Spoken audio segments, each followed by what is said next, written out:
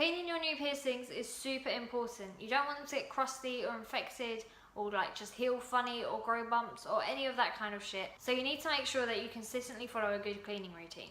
The method I'm going to show you is how I clean my piercings personally, and also how I recommend to my customers that they clean their piercings, and it works for us. So it's tried and tested, and this is what I suggest you do. So all I want you to do is to get sea salt from the supermarket, put 1/4 teaspoon of sea salt in a mug of hot water, let the sea salt dissolve in the solution cool, but don't let it cool too much because you generally want to use this solution as hot as you can stand it. The hotter it is, the better it works. Ideally, what you want to do is soak your new piercing in this solution for about 5 minutes twice a day. For something like a belly piercing, that's quite simple. You can transfer the solution into a shot glass or an egg cup, and then what you need to do is you need to bend over the shot glass or an egg cup and submerge your piercing in the solution, and then very carefully, while the shot glass or egg cup is tight against your stomach, you need to go and lie down somewhere so that the shot glass or egg cup with the solution in is soaking your piercing upside down on top of your belly. For things like a belly piercing, soaking is really easy, but for something like your ear, it can be a little bit more difficult.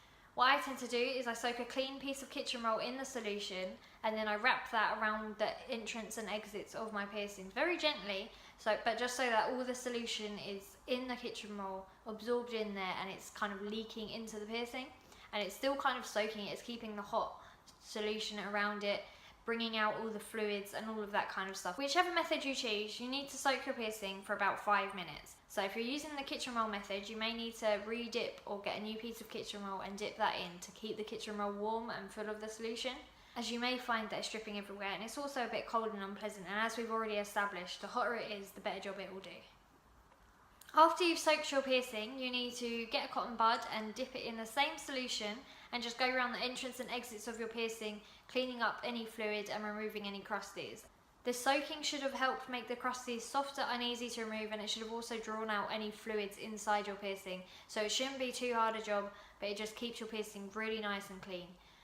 You need to clean your piercing twice a day for at least 6 weeks. That's the guess of kind of when your piercing should be healed, but some people do take longer, so if your piercing is not healed, please remember to keep cleaning it. It's very important if you do want it to heal. Some people do get a little bit lazy with their piercings and they don't clean them after a couple of weeks or even after a couple of days, and for those people, I always feel it's better that they do something rather than they just leave their piercing and don't clean it at all. So what I'd suggest to you guys is to make the solution and transfer it to a clean, clear plastic spray bottle, or even just a clean plastic water bottle, and use that twice a day. It's not as effective as soaking your piercings, but it is better than nothing. Just make sure that you do make a fresh solution every week or so it's not just sitting in the bottle growing bacteria or going funny and you're still cleaning your piercing with a clean solution. But if you can, sea salt soaks are the best way to go. The spray bottle and Q-tip will work, but you may find that it takes longer to heal or it doesn't heal as nicely at first. So I definitely suggest that you stick to the sea salt soaks. But that's all from me today, guys. Remember, you can get 10% off at wholeheartedlondon.com by using the code YouTube at the checkout.